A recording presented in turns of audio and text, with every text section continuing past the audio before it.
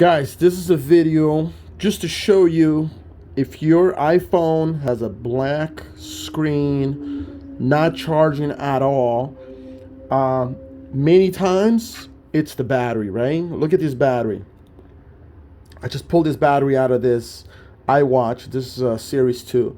So basically the battery is inflated.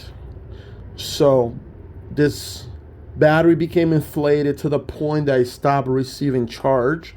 So what I did is I noticed that the screen was pretty much popped open a little bit. So I just lifted up a little more carefully, you know.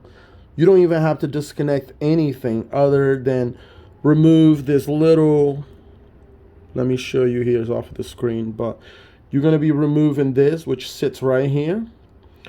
And you're removing, pop this little tab open, and then you could pry the battery out. I use one of these little suction things. So pop the battery right out like this.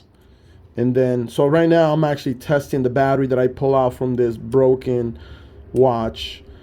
And as soon as I use the battery from this broken watch on this one, it went on, it's working. So everything is great, as you can see.